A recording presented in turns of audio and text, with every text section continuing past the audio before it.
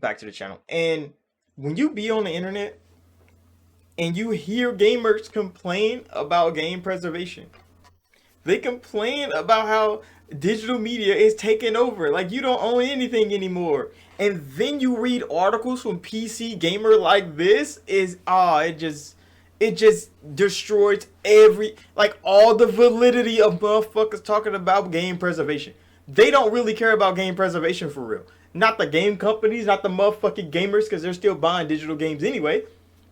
Motherfuckers don't own anything. You buy a license on Steam, on Epic Game Store, on Microsoft Store, on Sony Store, and now on Nintendo Store. You're just buying licenses, buddy.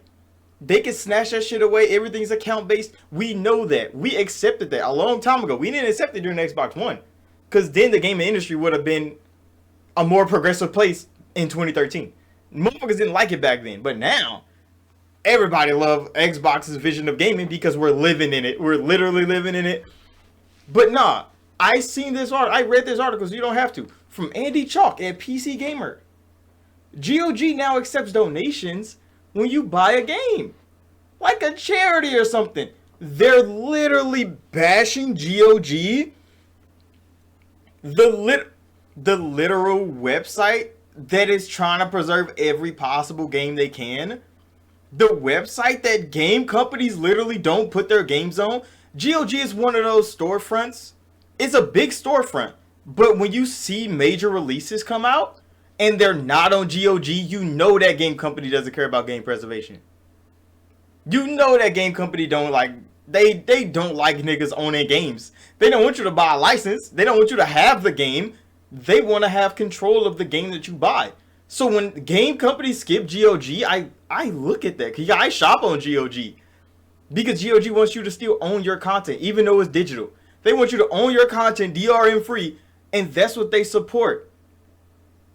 And PC Gamer is writing articles literally bashing them, making fun of them. Why? Because they ask for donations to keep the game preservation going. Is crazy as hell when no other company is trying to keep game preservation going. They're trying to preserve themselves. Like Microsoft is real good at game preservation for Xbox, not for everybody else. So all of Microsoft's content is tied to Microsoft. So like the Microsoft account, if you get banned, you lose all your shit. But like from Xbox One, 360, OG Xbox, they're preserving everything Xbox related for sure. But everybody's not getting preserved the same. So GOG is literally putting in the effort to try to do that. They got developers literally working on ancient ass games to get them bitches working on modern hardware. And the games are still cheap as fuck. That's why they're taking donations. And this article is literally just bashing them, calling them waiters at the local IHOP. And I'm like, PC Gamer, bro, you don't care about game preservation? I will see an article from PC Gamer just like a couple weeks ago talking about the Xbox Game Showcase and how their new games don't have physical versions. How Microsoft is just selling codes when you pre-order games now. Like, how do y'all make articles like that? And then when you talk about the game preservation people, you laugh at them, you mock them because they're taking donations. Like the company is owned by CD Projekt Red. GOG is owned by CD Projekt Red. So like it's not like the website is broke. It's a storefront. People buy games from them. I buy games from them. And it's owned by CD Projekt. CD Projekt go through their shit. They do. But them taking donations for game preservation shouldn't be mocked, bro. It's so crazy. It shouldn't be mocked when they're the only ones working hard on this shit. They're the only company working hard on this shit. I mean, there's modding gamers and shit out there. And GOG does some crazy good shit. Like, I was playing Vampire the Masquerade Bloodlines, like, 1. It don't have keyboard, it don't have controller support, and I really hate that. I be trying to play it with keyboard and mouse.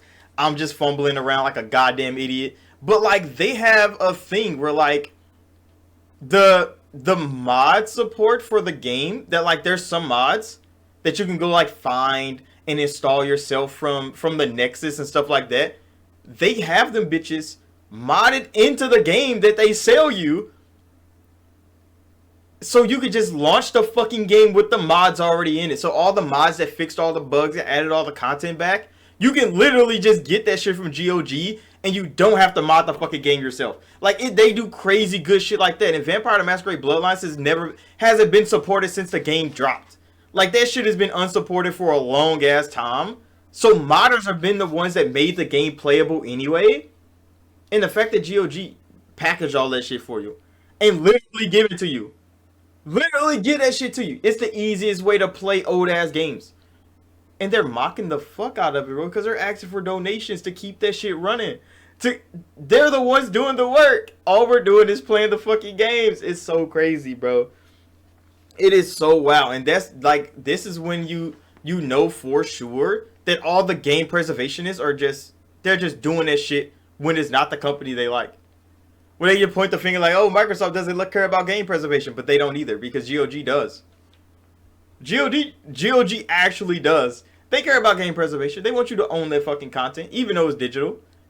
PC games not physical no more. They ain't been physical for a long time.